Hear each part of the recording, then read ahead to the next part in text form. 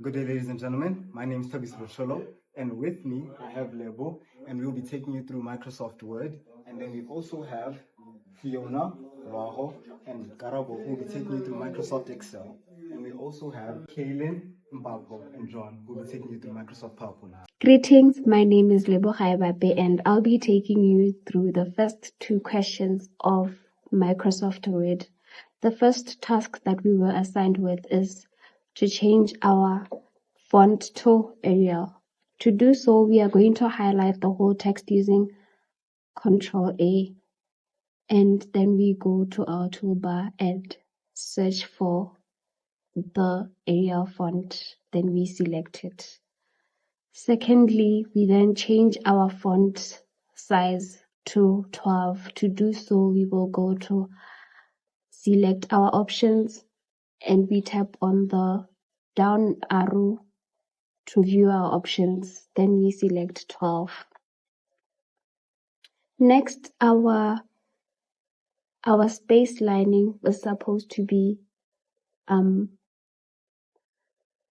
spacing. So we will go to the toolbar and search for the spacing options, and we will therefore select 2.0.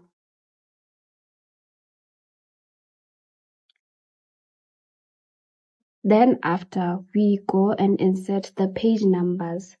To do so, we go to the head and footer section.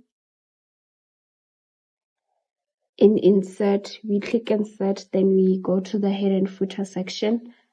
We select page number, and our page numbers are expected to be on the bottom of the page, on the right bottom to be precise. Then in this case, we'll be using plain number 3. We select it, and then here are our page numbers. Page number 1, 2, 3. Thank you. And now I'll be taking you through the reference list. Before you could even start your reference list, you first have to choose which style. So, in order to do this, you will go to the references ribbon, and then when you're here, you go to the style under citations and bibliography. You look at style, then you choose the APA. Now, since we only have the 6th edition, that's what we'll be using for this example. So you choose the APA 6th edition, and then you go to where you want to place your reference. You place your cursor there, and then you click again, go to the references ribbon, citations and bibliography, and then you choose insert citation. Now, for this example, we cited from Dean.ss. So you're going to click add new source, and then you choose your type of source. It could be a book selection, a journal article. In our case, it was a journal article, and the author was Dean.ss. So you fill in each column respectively as you see from where you're citing. If it's a corporate author, you take corporate author. Corporate authors include University of Botswana, Bokra, and so forth. But in this case, it's just a normal author, so you choose Dean.ss, and then you write the title, the name of the journal, the year, and which page it was on. So, since we already have Dean.ss, Technology Innovation Diffusion at the University of Botswana, a comprehensive analysis done in 2018, we will now tap on it, and it will show Dean.ss 2018 right here. And then you do the same for other citations throughout your Microsoft Word documents. Then I'll now take you through how to put the reference list. Since you have cited on the laptop, you will go back to citations and bibliography, click under the bibliography down arrow, which will show you a lot of built-in things that will automatically put in what you cited. In this case, we're looking for references specifically. Then you tap on the references, and then all your references will appear.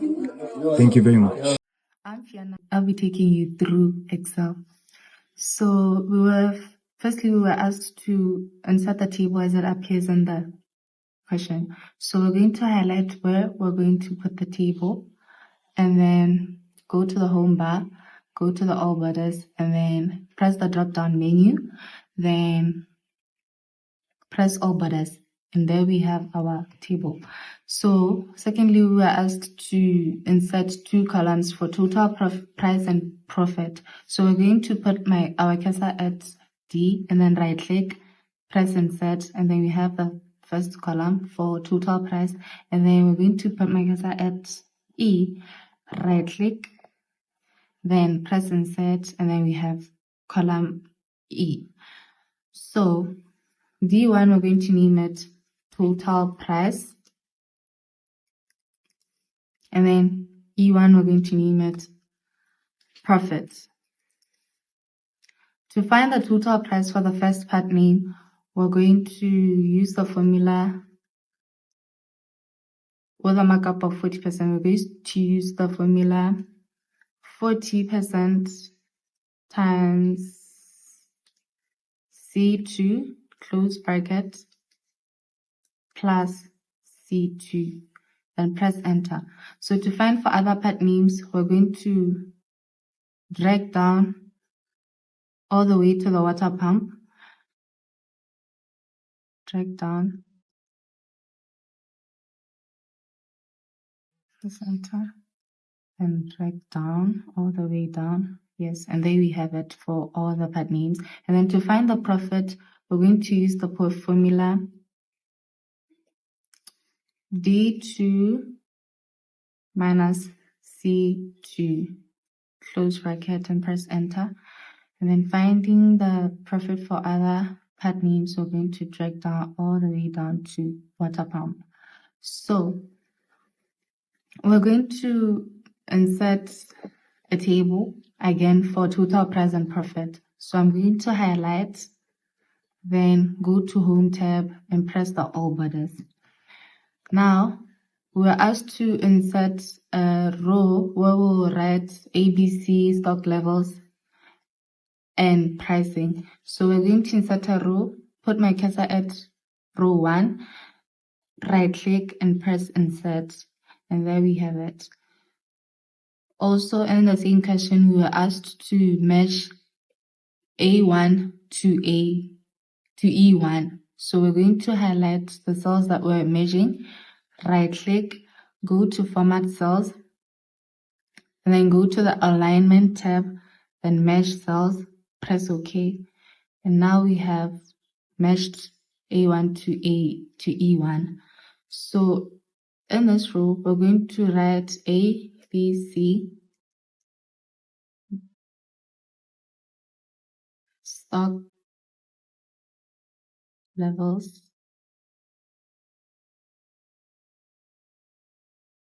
and pricing.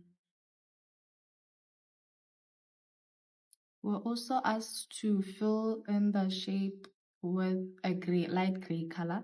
So we're going to go back here, the row, to the first row, and then go back to the home bar, go to the fill color, press the drop down menu, and choose the light gray. In this case, I'll be choosing this one. Yes. Greetings, my name is Lauro and I'll be continuing the Excel presentation. Our next task was to save the workbook as profit. To do so, you select the File tab, click on Save As, and enter the name you desire to use. Once you click enter, your file will be saved. The next task was to create a new column and call it order quantity. To do so, you select the F column, right click, select insert, and click format, clear formatting. I'll then enter the details of the column.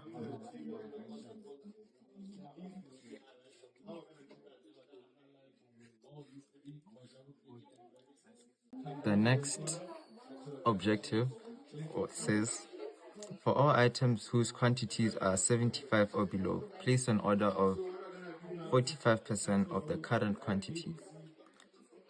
For those above 75, place an order of 20%. To do that, we will use a conditional formula, and the formula states if B3 is smaller or larger than 75, multiply B3 by 0.45 or 0.2. Once you click enter, it will show the order quantity. To show the formula on all parts of the table, you click at the bottom left of the cell and drag it down to the rest of the table. This will select them all. Then it says the answers should be written as whole numbers. To do so, we will click on format, we will right click on the column, click on format cells, and select number and set decimal places to 0. Thank you. That is the end of my presentation. Greetings, my name is Karabo Ditlamelo and I'll be taking over on the Excel part. Here, my task was to draw a pie chart with a legend and appropriate title to show the quantity ordered for each part, and then insert the row at the bottom of the table and calculate totals for cost, price, total price, and profit. So we're going to highlight the parts and then press Control, then highlight the order quantity. From there, we are going to press on Insert, then pie chart, down arrow, then press on Insert, and then this is our pie chart. I'm gonna try to move it this side. And it's confusing because she's saying something.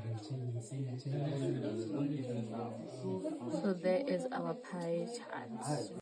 So my next task was to insert the row at the bottom of the table and calculate totals for cost, price, total price, and profit. So we're going to write equals sum, then opening bracket, and then we're going to highlight right from quantity all the way down there. There we go. And then press enter. And then from the bottom right, we're going to try and pull this up here and then enter. And that is how we insert the row for the cost, the total price, and the profit. Thank you. Good day, my name is Scala and I'll be taking you through the PowerPoint presentation. On our first slide, we were required to do a title slide. And for you to do a title slide, you go to the ribbon, go to home, and go to the slide section and select slide layout and select the title slide. And then we have the name of our school and the presenter's name. On the second slide, we were required to do a title and content layout. And for you to do that, you go to home and go to the slide section, click slide layout and select the title and content layout. We were also required to bullet, and for you to do that, you have to highlight first. Start by highlighting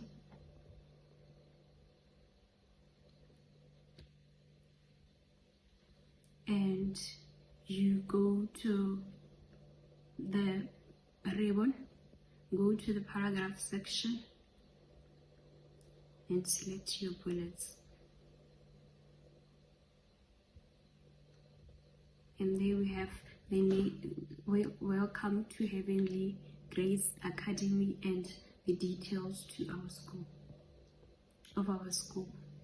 On the next slide, we were required to do a true content layout. And for you to do that, you go to home, go to the slides and select slide layout and do a true content. Select this true content. And there we have the lifestyles at my school, and on our left side we have the common challenges due to COVID-19, and on our right side we have the possible solutions to that. Greetings. I'll be taking you through slide 4, steps 4 and 5 in this part of the presentation. So it says I should insert it to be title only. So you go to home and you click on the arrow button there for slide layout and you select title only. And then I insert a circle. To insert a circle, you go to insert and then you insert shapes and then you pick the circle. So to maintain the shape of the circle, you'd hold the shift button and drag the cursor to make a circle. And then you double click inside that circle to insert the text, and I'll be inserting "wash your hands always."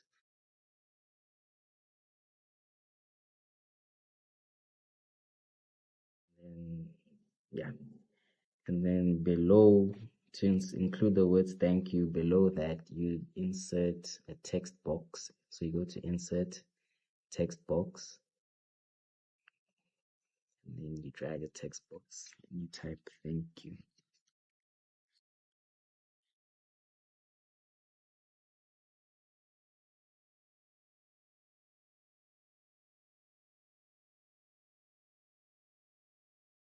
Yeah.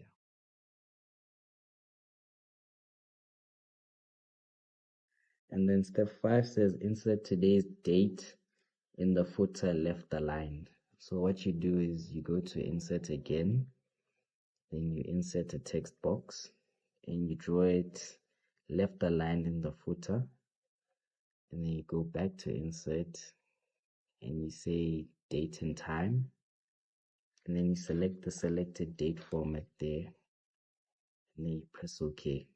And then as you can see, it's put it left aligned in the footer below. Thank you. Good day, my name is John, and I'll be taking you through the last two questions of PowerPoint. The first question of the last two states that we are to add an animation effect of our choice to the circle in slide 4. First things first, we go to the slide 4 and click on the circle, where we would go to Animations tab, and in the animation section there will be an assortment of animations to choose from. In this case, I will choose fade,